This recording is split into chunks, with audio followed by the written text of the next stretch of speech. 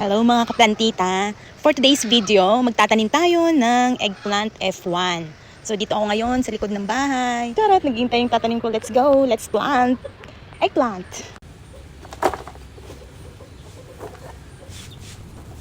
Sana pag may manure kasi lalong mataba ang lupa at halaman. Kasi walang manure. Aakit pa kami sa bundok para lang manguha. Kaapoy kaayo. Tapos kailangan pag farmers ka, bawal lang maarte, diba?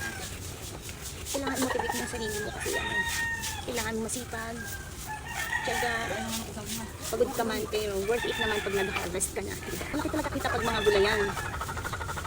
Alis pa, kada araw ka mag-harvest, mga gulay.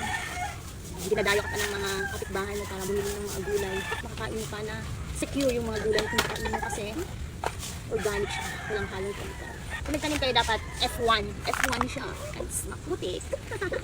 Kailangan maging masaya kapag nagtatanim ka para yung mga pananim mo. Yung itatanim mo is healthy, saka maganda ang tubo. Sabi ng mga tanda, enjoy your life. I-implant kita muna.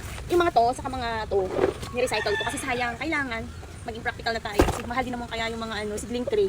Ito kasi yung mga nakatambay lang dyan. I-recycle ko. Pagtataniman ko din yung mga seedling to. Yan. So, ready na yung mga seedling tray natin. Pwede na tayo magtanim. Mamaya ito, tataniman ko ulit.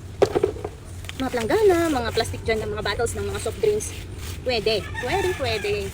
Recycle natin para makatipid sa mga gastos, yung mga expenses na kailangan natin. Kung masipag tayo, sipag at tiyaga lang kailangan.